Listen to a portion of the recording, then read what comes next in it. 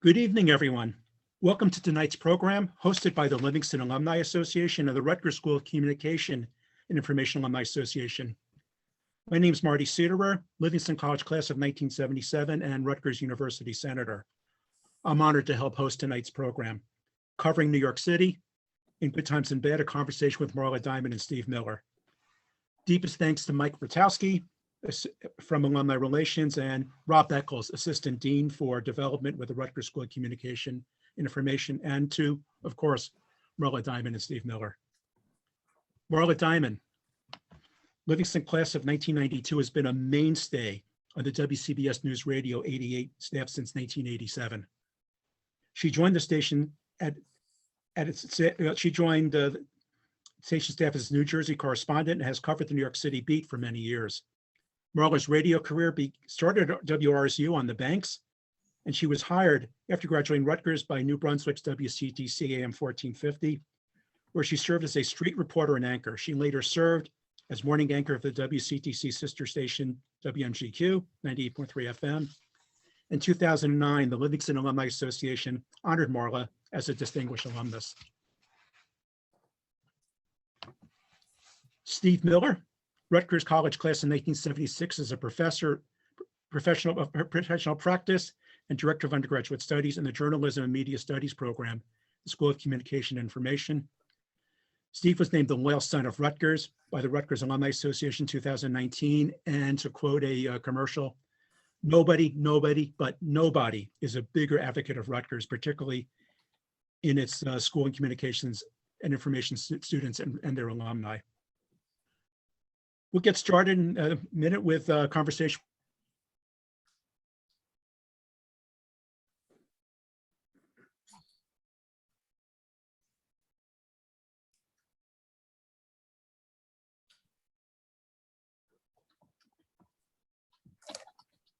So with that, I'll introduce Steve to begin the conversation. Well, thank you, Marty. You aged me by 3 years. I'm class of 79, not 76, so we'll start with that. This is an honor and a pleasure to have Marla here. Marla was one of my students back in the day, and I'm also pleased to see so many of our other students who graced our classrooms and our radio station from back then, and for coming in from distances like Virginia. Hi, Andrea. And Stu Hodem's here, who was also general manager of WRSU back in the day, and Todd Cohen, who was on the sports staff back in the day. So some of our students are here. And just as a plug for two things, one is the Department of Journalism and Media Studies is a wonderful place. I've been fortunate enough to be there for so many years. And the thing that's made it so wonderful for me are the people who have been in my classrooms, like Marla, Jennifer Sneed, who is also from the Alumni Association. Rosie Kasika is here. I can see I'm here, and all the wonderful people. The other thing is the years from about 1989 to 99, by those of us who were around at that point, and I was teaching at that point, I've called out the golden era of WRSU, because so many people have gone on to great careers after their time at the banks, after being there. And one of them, and probably the one who was in the vanguard of all these people, is our guest tonight, Marla Diamond. Hey, Marla. Hey, Steve. Great to be here tonight. Yeah, it's wonderful to have you here. Now, we have a set of questions for you, but you and I are just going to chat like, as we were just telling Marty, as we have been ever since you were in my class. And the first thing, of course, is for you and for everybody else, how's your family during the pandemic, and is everybody else doing well too? Yes, thankfully everybody is good. We would like the kids to get back to school full time, but other than that, they're doing well. They're in like 3 days, 2 days a week. We're all healthy, thank God. My mom and my mother-in-law got their vaccinations. I got my first shot yesterday, which was emotional and exciting, and kind of looking forward to the time when we can really get back to doing what we used to be doing in this business, which is getting out on the street and interviewing people and not doing things by Zoom call. Well, but that brings up a question that segues from that, which is, how have you been able to do your job during the pandemic? Well, in some ways it's been much easier, and in other ways it's been tougher. The easier part is people are much more available. It's easier to get them on the phone because they're not going into meetings all day long. The tougher part, and the part that I had a lot of trouble with in the very beginning of the pandemic, is not being able to do my job the way I used to do it. And a lot of my work is going out and speaking to people and going places and, you know, getting man on the street interviews. And I wasn't really able to do that. But in the very, very early days of the pandemic, I was doing it. And I was nervous every day going into work. It was not fun. And I was in some of the areas where the pandemic had first started, in New Rochelle and Teaneck, where cases were high, and I ended up getting sick. And I didn't know it at the time because it was the end of March, early April. I suspected I was sick, but I didn't know it at the time, and didn't really find out until June when I had an antibody test. So that was one of the toughest parts, is not knowing.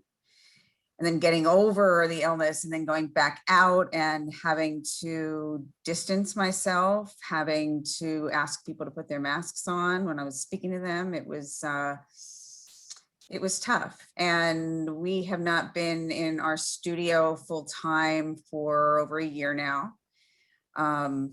I only go in when I anchor, which I do some fill-in anchoring. There's obviously tons of protocols, as there are in every office, but it's very unusual to be sitting in a newsroom where your writers are at home and sending in scripts. And it's a bare bones staff. Your bosses are working from home, the sales department's working from home. It's unusual. Yeah, believe me, having to teach on Zoom is not fun, not as fun. Can For imagine. us. Right. So I'll do just one more question on this, and that is, do you think that you and or your colleagues are going to suffer some sort of PTSD about going out and interviewing people once this all hopefully ends soon?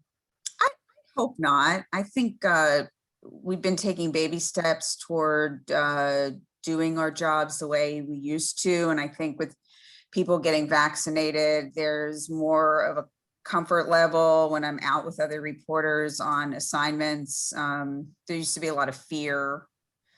And I don't sense that as much anymore, that testing is widely available and people are getting their shots. Yeah, so I don't think so. I think things will slowly get back to the way they were. I don't know that there won't be massive layoffs when, you know, things get back to normal and we still have the economic situation that we're in and we're not putting as many ads on the radio, which pays the bills. And, you know, let's face it, I mean, every newsroom is shrinking. So I expect some of that to affect us as well. It is kind of, we're going into this recovery period. So it's going to be slow. And I think, you know, just looking at the way things have gone in this field, I think, you know, I wouldn't be surprised if there were some downsizing in newsrooms. It's constant fear in this business. And look, I've been doing this for 30 years. So I work at a wonderful place and have been very lucky, but some of my colleagues have not. So it's one of the unknowns that we're, you know, looking at in the coming months. Well, that brings us to the next question. You've really been doing this for more than 30 years because you did it starting on campus. So let everybody know, please, you know, how you got started in this business. First, you know, where are you from?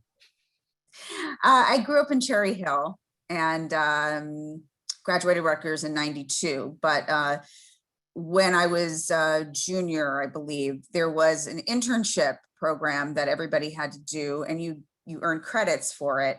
So I did it during the summer of 91, I want to say, maybe even the fall into the summer, into the summer into the fall. I can't remember, it was so long ago, but I got college credit for my internship at WCTC, which was right up the road in Somerset, New Jersey, local radio station. And I got hired there out of school, but it wasn't the path that I thought I would take. I was interested in television, but I learned so much out of that internship and was treated as if I were, staff. I got sent out on assignments and got to write stories. And I had a wonderful news director, Bruce Johnson, who was a natural born teacher and taught me so much. And then I was hired basically in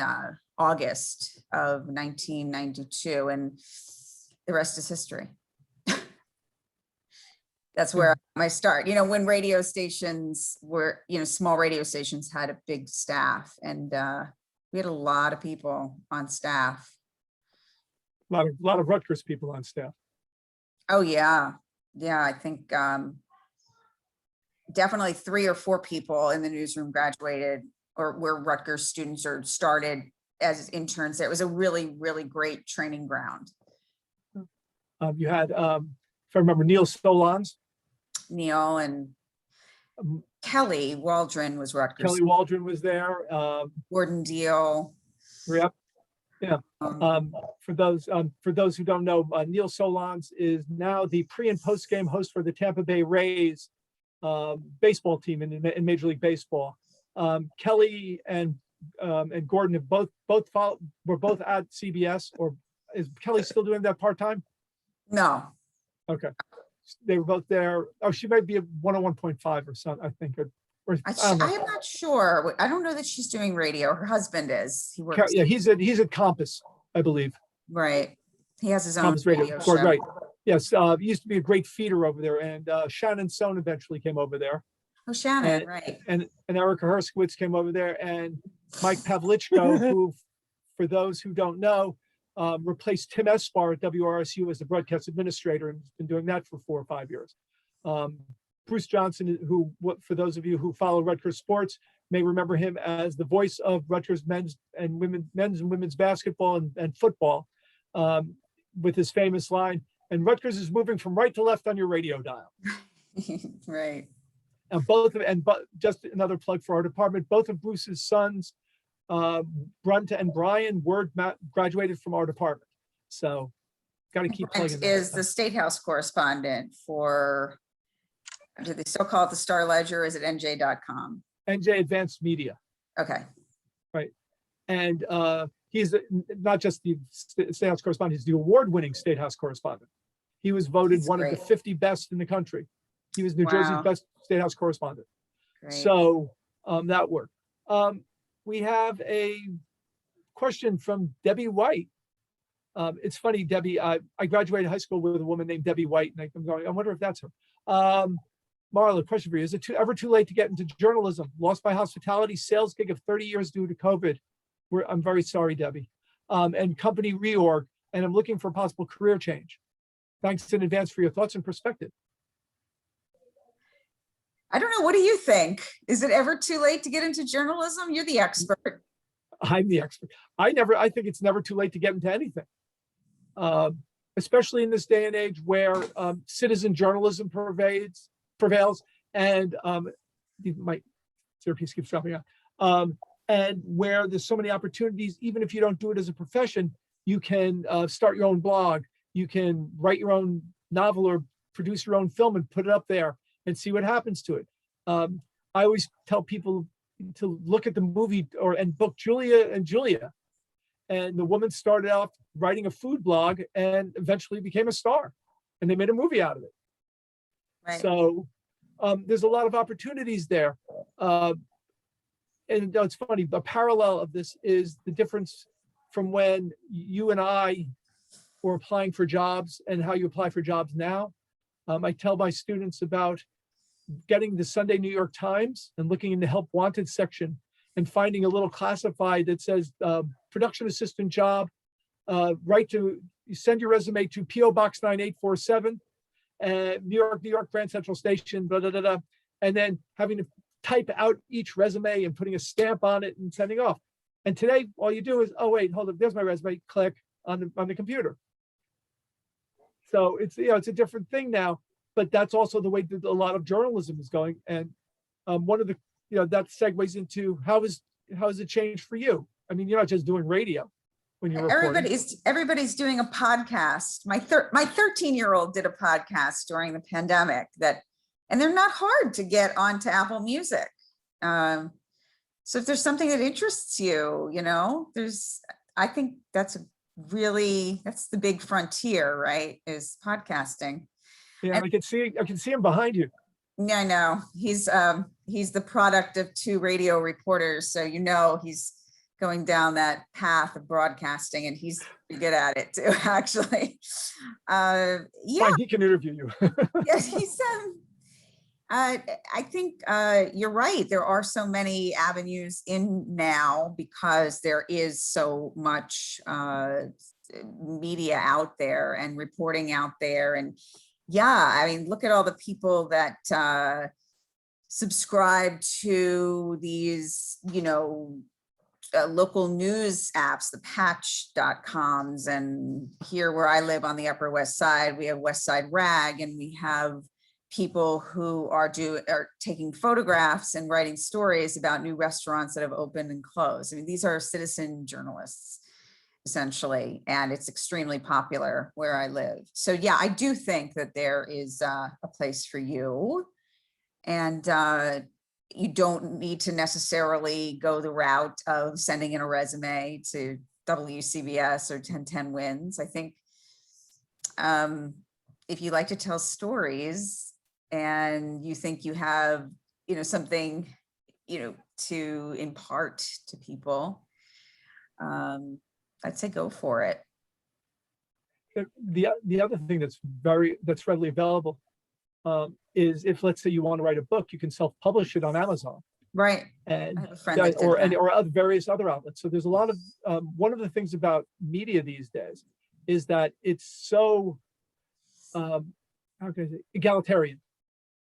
One of the people in our department, John Pavlik, talks about the difference between old school journalism and new school journalism. Old school journalism was very authoritative and top down.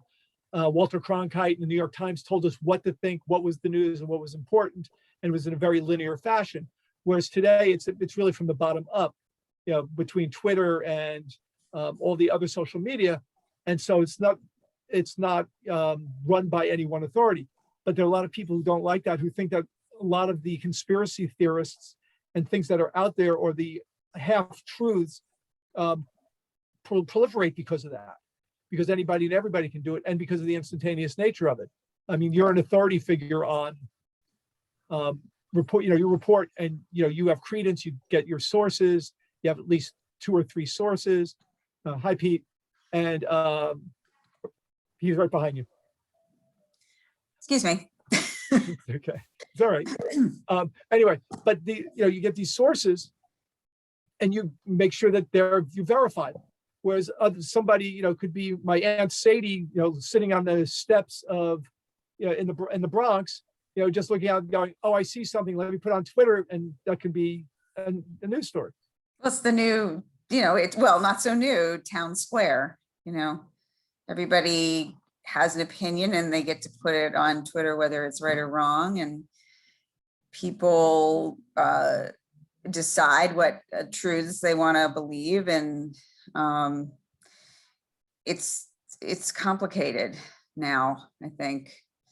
And we try to be as balanced as possible, but we still get criticized for being, anti-Trump or the mainstream media, or I get a lot of that.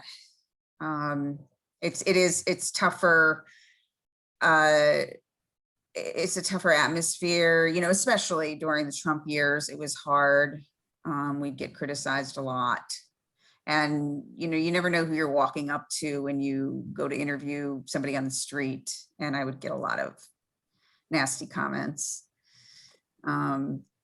So I'd say that is the biggest change that I've seen in the past decade or so, is this desire to, you look at the sources that echo your beliefs. And it's very hard to,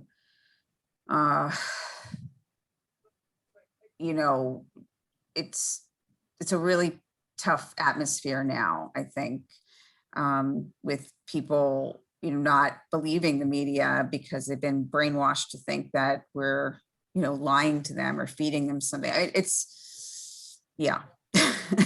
No, I'm off on a tangent, but it's tougher than it used to be. We're not as respected as we used to be.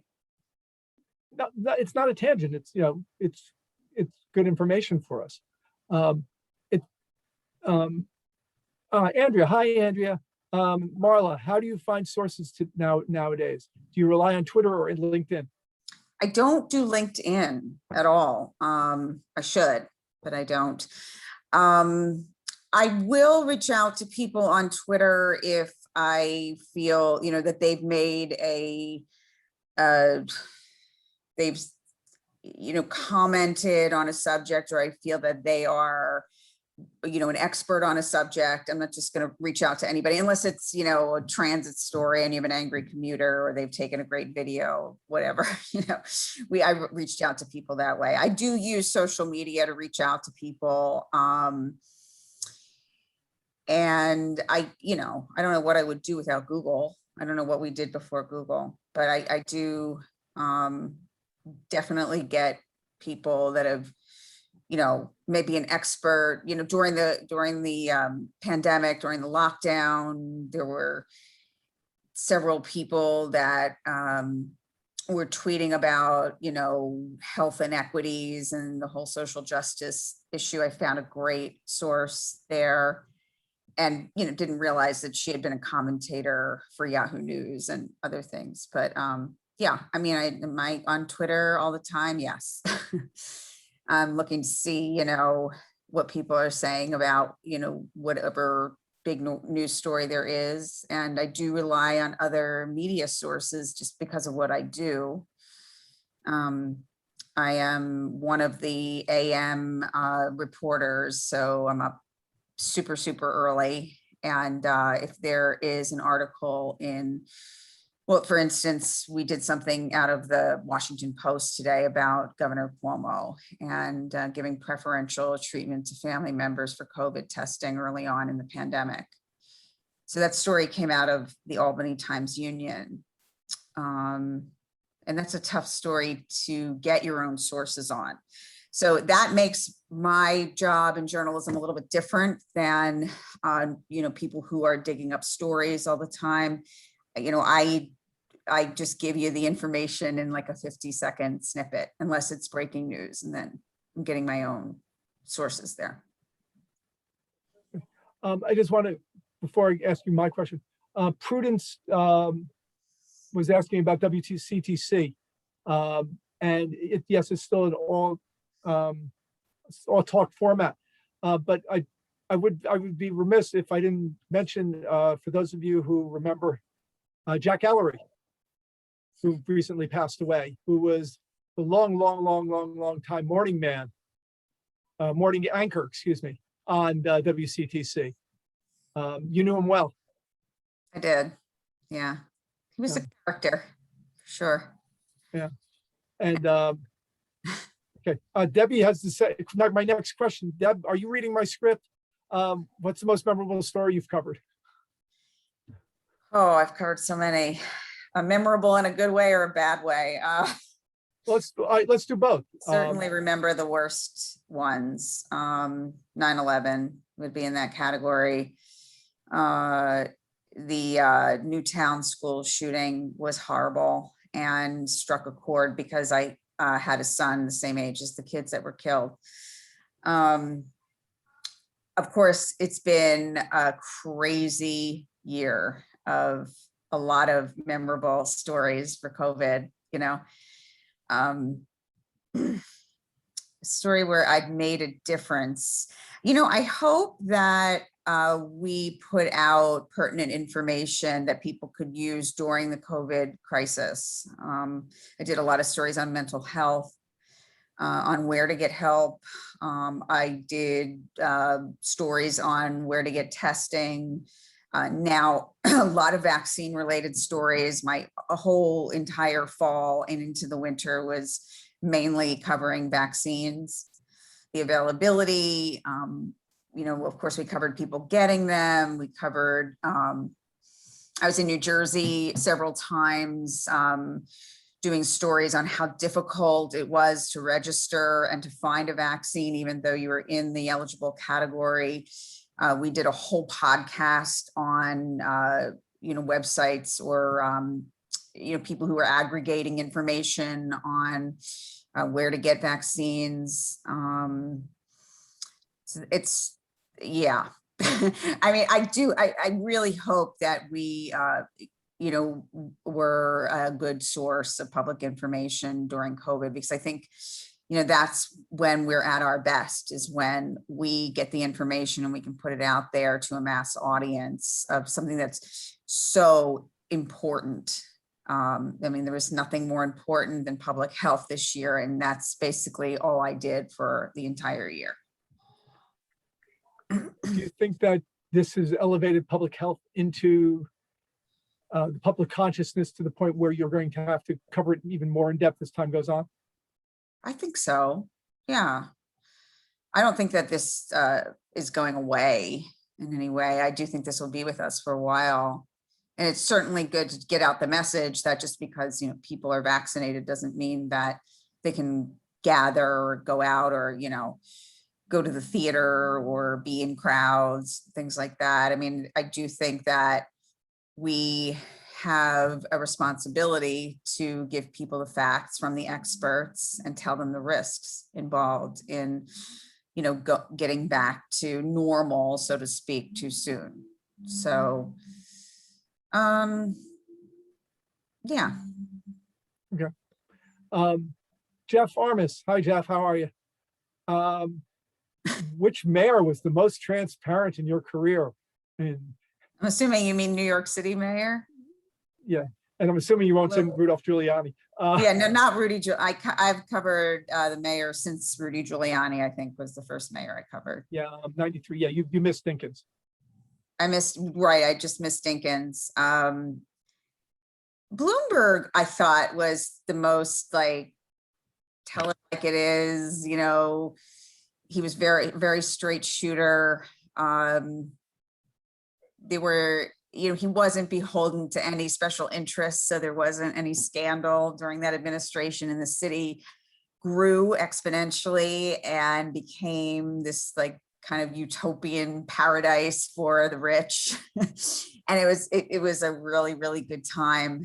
And I thought he was good, with the exception of police community relations. And, that was still not transparent, the way the police were dealing with the public, and especially with the African-American community and stop and frisk. That was, I think that was probably the one area where he was not transparent, but I think he was pretty straight shooter. And he was boring, but I enjoyed covering him and enjoyed the benefits of living in a city that was really prospering at the time. I mean, things have changed significantly. So we have, I don't know what's ahead for the city, but it's definitely a big time of transformation now. Well, so de Blasio has not been good for the city, is what you're saying? In some ways, yes, and in many ways, no. I don't think that there's a whole lot of trust in him and I think a lot of people are very critical about the way he handled the pandemic and closures and reopenings. And also from the get-go, not closing schools right away created a lot of distrust within that community. And, this summer it was, shootings went up. There was a lot of homeless on the street. People were moving out of the city. It wasn't all gloom and doom like the New York Post makes it out to be. I mean, I lived through it. I'd been here the whole time. I never left the city during the whole pandemic because I couldn't, because my job does not allow me to work from home. But I think he could have done a better job handling the pandemic. Sure. Now we have this whole mess with Cuomo, and it's hard to know where that's going to end up, but it's a mess. Well, and into all this, I'm sure your next big thing that you're going to cover is the mayoral race. Yes, With it's already well underway because there really is no strong Republican. So essentially, the mayor will be chosen during the June primary. And there are a lot of candidates, a lot. I mean, 30? I know probably 12 that you've heard of, but I like people popping out of the woodwork every day. And I'm constantly being asked to sign a petition everywhere I walk, in my neighborhood. So I've dipped a little bit into it, but because the field is so large and our news staff is so small, we don't have the time to devote like we used to the mayor's race, which is, it's really a shame. But we just don't have the time and the resources that we used to do that. And our city hall reporter retired last month, Rich Lamb, who has been with us for 40 years and one of the best reporters that there is and will ever be. And so we don't cover politics quite as much. I mean, we do, but we don't have somebody embedded at City Hall anymore. So very few news outlets do anyway, broadcast news outlets. So we do lean on other sources in the newspapers to, decide what to report on in the morning. I find what you just said to be very interesting in terms of that outlets are cutting staff to the point where they're not covering things that are of such great import. This is a great segue into another question about what the news business is now compared to when you started and what you think it's going to be like in the future. When I started, there was a lot more time and space to do more investigative work, to really flesh out a story, to do series. The last time I did a series, probably 5 years ago, on the opioid crisis. It's been a long time. There is no question that staff was cut during the pandemic, and a lot of news conferences took place via Zoom, and they still are. All the city council meetings are taking place this way. So it's easy for somebody back at the newsroom or, production assistant sitting at home to take in that feed and then, turn it around with some sound for our anchors. It's really, we really cannot do what we used to do. We don't have the resources to cover things as closely or as fully as we'd like. When reporters leave, the positions don't get filled. We are looking for a reporter and an anchor now, which is great. So, if you're interested in that, and if you have some background, you should get your resumes in, and you can find the information on our website. But it's tough because you can't be everywhere. Sometimes we don't cover some breaking news stories depending on what the subject matter is. And our focus is primarily in the suburbs, New Jersey, Long Island, Connecticut. So sometimes when breaking news happens in the city, we're not on it as we would have been in the past. Now, you aggregate stuff from other sources. We have a partnership with CBS 2, which has a larger staff. So if there is breaking news, we will use their stuff. And then we'll follow up when we can, if we can. We don't rely on them completely, but it's a lot. It's a lot going on in the city, and there's a lot going on in this area, and we can't get to it all. Now, if the pandemic hadn't happened, was the inevitable, was this inevitable anyway? Given the way that investments are going into different sorts of media now? Yes. Yes, I mean, we talked about this earlier. I mean, so many outlets have a news component, and every social media outlet puts out news, and it's cheap, right? And you can get your news on the internet. And it's a much cheaper way to operate than having a reporter sit in the State House or at City Hall. I mean, it's like really non-existent these days, except with the exception of the larger newspapers. You just don't have those kind of resources. But the larger newspapers don't do it either as much.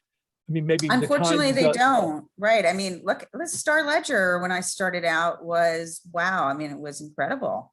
They had a huge staff, and now it's, it's bare bones at the Record, at the Ledger, at the Asbury Park Press, and yeah. And the Asbury Park Press, it's photographer, one of their reporters took a photo of a nurse and captioned it with an expletive. Yes. It wasn't picked up by their editor or proofreader, and it went on the website like that, and the reporter got fired. Yes. More, it's like there's no more checking. Somebody asked the question here every day. There's examples of poor grammar, punctuation, what have you. Yep. Readers, I mean, they don't exist anymore, because what you put on social media, your tweet goes right to the website, the station's website. And if there's a mistake in it, you hope that you get a call to say, hey, erase the tweet, retweet it. This fact is wrong, but it's like anything goes, right? Well, it's funny because one of the things that we're dealing with, and you probably are in school, with your kids in school, is writing and correcting writing. It's a long-term problem where because of the way things are distributed now, writing is given a short shift on everything. Yep. And Prudence mentioned something really about poor grammar, poor punctuation. It's not just there, it's also in the way people speak. If I hear somebody use the word myself instead of me or I one more time, I'm going to explode. They'll talk about Marla and myself will do this. No, Marla and I will do this. Yeah. Yeah. It's is it an argument worth having these days? I mean, it's not going to go back to the way it was. Kids are not learning cursive anymore. I mean, they don't know how to sign their own signature. I don't get it, but we're old school. My kids too. Our older son had to apply for high schools and is writing essays with punctuation and grammar errors. And when I pointed out to him, he's like, nobody cares. Nobody cares. I just think like a lot of, I don't know. It's not like what it used to be. Right. And I mean, I don't want to come off as, the old man on the lawn going, I'm going to get you if you don't put the punctuation and use the apostrophe. But it's rather important, because I was having this discussion with somebody about it, and they've made a very valid point, which is if you can't write well and communicate well, how are you going to get a job? Because when you submit a resume or a cover letter and it has punctuation mark, and today we were talking about applying for jobs. Today, instead of the 250 who applied to that classified ad in the Help Wanted section of the New York Times, 25,000 worldwide can apply to the same job. And right. and the computers and the people who are reviewing them just need any little thing to reject you. Yeah, true. So, okay. Hi, Autumn. How are you? Autumn's one of our grads too. Going back to Miss Hi. Jessica, the meeting. It's good to hear. It's to at least hear you. Do you really think there's a way to reach conservatives, especially those who are on the Trump train? I've gotten in arguments with conservative family members about current event topics and trying to point them to what I think are nonpartisan sources like PBS and NPR, but they didn't dismiss them as liberally biased. Do you even bother reaching those people anymore? Oh, there you are. Hi, Autumn. Jeez. I try reaching these people. Somebody wrote, "Oh, it's almost hopeless." Right. I mean, this is what I'm saying about how difficult my job has become in the past, especially the past 4 years, because people don't want to hear the truth. They want to hear their own version of the truth. There's multiple versions of the truth. And if Trump was great at anything, it was brainwashing people against the liberal media, as he called it. You know, it's just awful, but it's the reality. But I don't understand it. I can't get my mind around people that are on the Trump train. You know, I mean, how many times was he fact checked? Everything that came out of his mouth, nearly everything was untrue. And it led to, you know, his presidency ended in a way that was very predictable with the siege on the Capitol. And I don't know how you fight against that. It's like swimming upstream. It's really difficult. I'll relay a story about a student who a few years ago came up to me and said, "I have an internship and you won't let me do it for credit." And I said, "Why?" "Because you don't agree with it." And I said, "Well, what is it?" And he said that it was working for Trump 2020. And he had an opportunity to work in the highest regions of the Trump 2020 campaign. I said, "Why won't I let you do it?" "Well, because you're liberal and you don't agree with it." I said, but I said to him, "Business is business and personal is personal. You can do this is your choice. You want to go do that." And he did it. And he was very much involved with the campaign and worked in the White House. And, you know, because it's not up to me to judge what a person's choice is. But what has happened, and this is something we have to realize, and Autumn, you're of this generation who never had a time when there wasn't an MSNBC versus a Fox, when there weren't two sides on the polarization question and everything was us against them. And in fact, we can go back, a lot of people trace it back to just before you got to college, Marla, with the Bork hearings. Mm-hmm. And this is something that we in the classroom have to try and break.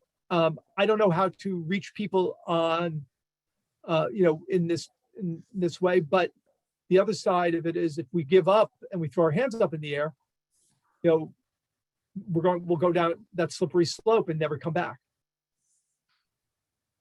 You don't think that we've gone down the slippery slope already? I think we're about 3/4 of the way down there, and we're about to lose our arm's length to the rope to pull ourselves back up. But that's just me, and I'm interviewing you. I'm very, I know it's hard. I am probably too cynical about these things, but I do think that we've gone down a path that it's hard to go back. It's really hard. There's so much misinformation out there.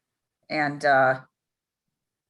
people hear what they want to hear and believe what they want to believe. I mean, I hear things from my very educated friends that are complete lies that were being spread about the vaccine online. I mean, it's hard. It's really a difficult atmosphere. It's a difficult business to be in. And I really believe that our station is middle of the road. We really don't take sides. We don't have commentary. We're not a left-leaning station, you know, but if you are a supporter of Trump, do you want to listen? Do you necessarily want to listen to us? I don't know. Because what we did fact check the president and made sure that people knew that some of the things that he was saying was outright lies. But it's, I think we've gone down a path that it'd be very hard to get back to where we were, where, you know, this is a profession of truth and integrity and, you know. Yeah, absolutely. All the stuff we learned in your class. Yeah, and media ethics, which all, for those who don't know, all of our majors are required to take still. No, it is not an oxymoron to say that, media ethics. So now that we've gotten you all riled up, the next question is, what advice do you have for students who want to enter the radio business? Do students want to, why are you laughing? Well, because all the conversation we've just been having. I mean, we still have a great WRSU staff who did a brilliant job of broadcast, who are still on not on campus per se, but some of them have been calling games throughout the pandemic from the studio, from a TV screen, because they're not allowed to travel. Right. Can you imagine? Crazy what happened with sports. Yeah, but we still have people who want to get into the radio business. Okay, I love radio. I think it's a unique medium where storytelling is key and painting a word picture is key. And look, I mean, people have satellite radios in their car, but if they want to get the local news, they're going to tune into us, right? I mean, and we're really trying very hard to cover more local news because we know that that's where our strength is. And we're trying to appeal to a younger audience, you know, from the 25 to 50 demographic. You know, we've already got their, you know, my parents listen, you know, my mother listens because she's always listened to radio, but I love you, Mom. And, but yeah, I mean, you have to look to reach that younger audience and reach them on a local level with issues that matter to them. You know, I think for a lot of people my age and younger, what's going on with the schools is a big story. What's going on with kids getting back to school. I think, you know, the economy and jobs and social justice, all of these things appeal to a younger audience. And we're really trying to put a lot of our focus there to remain relevant and interesting. And what was the question? What advice do you give students who want to get into the business, or anybody? Well, I mean, so much, we were talking about this before, like having me on as a guest, I'm like kind of a dinosaur, right? I mean, when I entered the field, a lot of the connections that I made were through you as an advisor, and also the radio station that I interned at, which, you know, I knew a group of people there that went on to other things, namely, you know, the guy that I married, who was also with me at CTC and then moved on to WCBS and then kind of pulled me up, suggested that I send in a resume when a position was open. So I kind of knew people in the business from being there. I think that's important. It's important to, you know, have a mentor. I mentored 3 different women through the Rutgers mentorship program in the past 5 years, and try to help guide them after graduation on the path that they really wanted to pursue. And some of them were trying to figure out if journalism was the right path for them. And one woman decided it wasn't in that year. But it's really all about making connections, right? And kind of, for me, I feel like I got my foot in the back door because I came in as an intern and then worked my way up. And I don't know if it happens that way anymore with people self-publishing and, you know, reporting on blogs and social media. And that's the way I did it. By speaking to people, getting to know people, you know, meeting people in the field. It's hard, you know. Yeah, it is, but it still works that way because we've had somebody asked about Jeff just asked about have your ratings been impacted by satellite?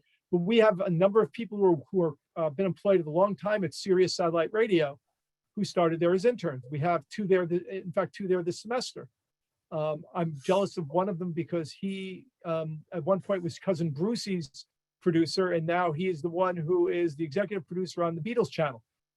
Cool. So look, you mentioned Neil Solons. I mean, he started like in the minor leagues I don't know that he was on the air. And then, you know, eventually through a series of jobs, made it to the Tampa Bay Rays, but it took a long time. You know, it's a long time, and it takes a lot of commitment and energy and drive and wanting to be where you're at and knowing that it's the right place for you. And I knew that this was the right place for me and that I wanted to stay in radio probably since 20 years ago. And 20 years ago, I was hired by a New York City radio station, and I just really couldn't do any better than that. An all news radio station in New York City. I mean, it doesn't get any better than that. Any other market it's not equivalent to this. So I felt like I reached that 20 years ago, and I would never want to lose it. I love my job. It's fun. You know, what I get to do every day is really fun.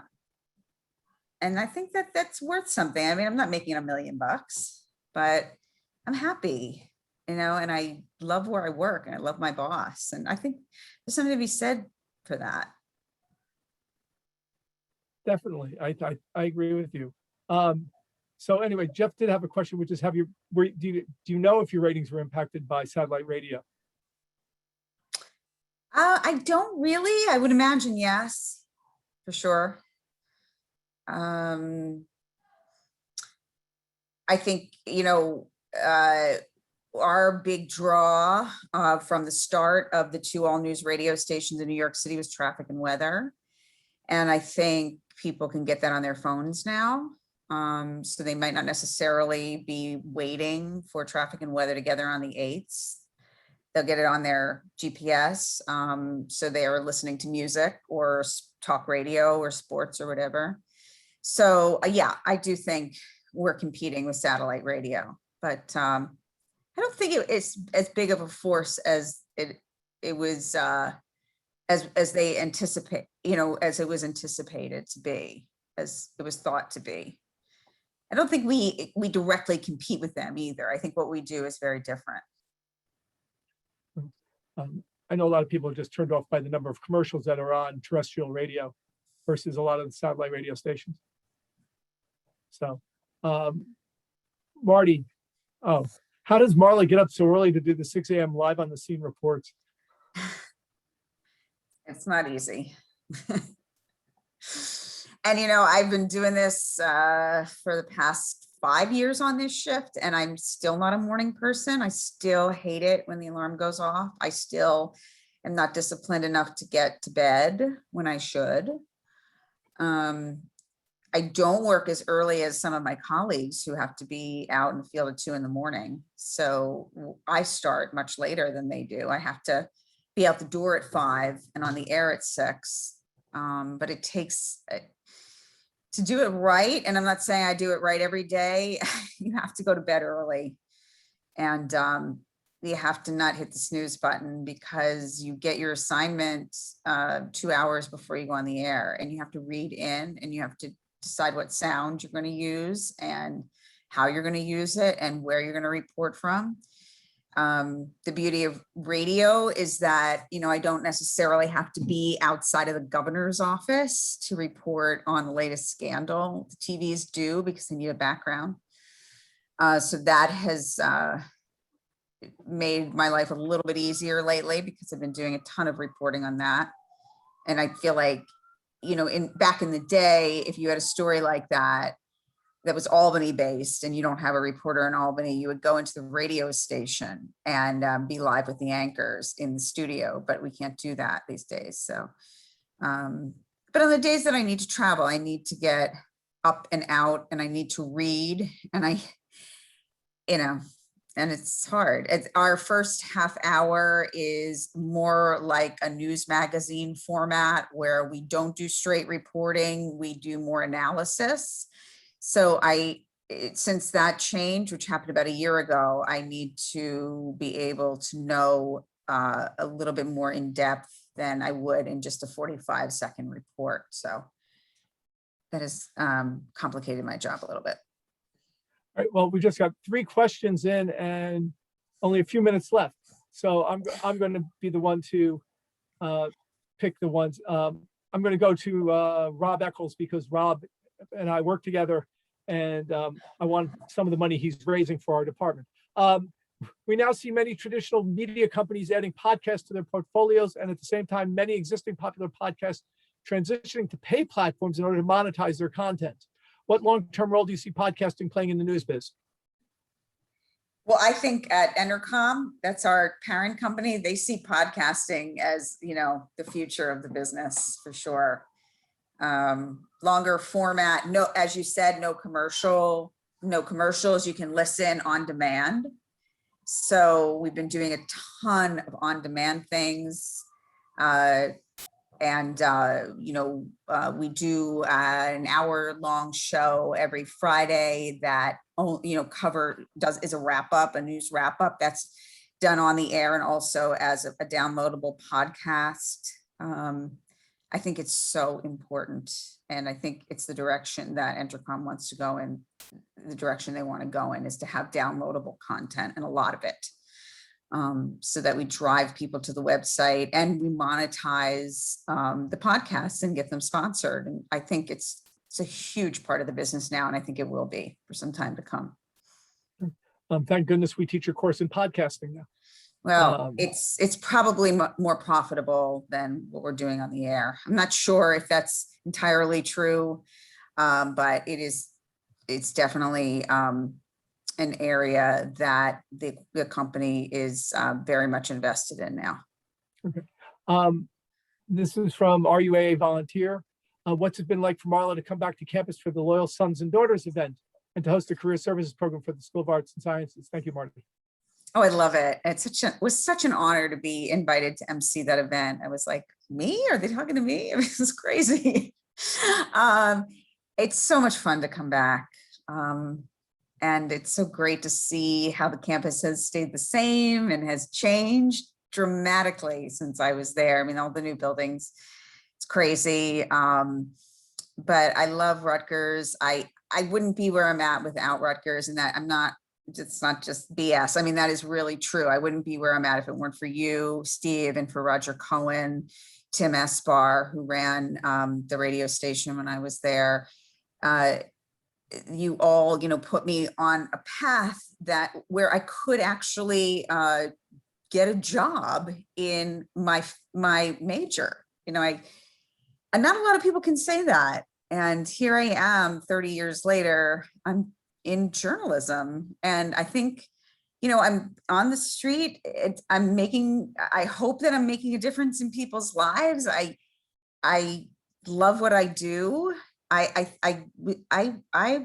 was very, very fortunate, and the doors opened up when I was at Rutgers, and I'm still where I'm at,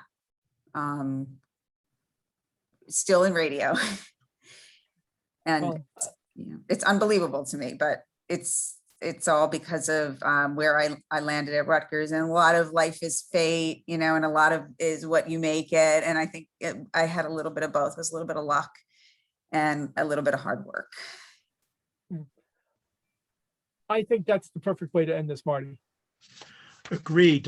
Thank you, Steve. Thank you, Marla, for an incredible evening. It's incredible conversation, incredible insights. But Marty, one thing, when we're done, when Marty's done closing up, he's going to stop recording, and then everybody put on your cameras because I want to talk to you. We call that the after party. It froze again. We'll sign Okay. off, and then in a few minutes, we'll have everybody back in who wants to stay and hang out with Steve. So thank you, Marla. Thank you, Steve. Incredible evening. Thanks to the Livingston Alumni Association and the School of Communication Information Alumni Association. To Mike Rotowski again from Alumni Relations for helping out. Rob Eccles from the Rutgers School of Communication Information. Dean Jonathan Potter from the School of Communication Information. Thank you all for joining us. We'll post a replay of tonight's program online shortly. And in the meantime, please stay well, stay safe. Good night, all. Good night.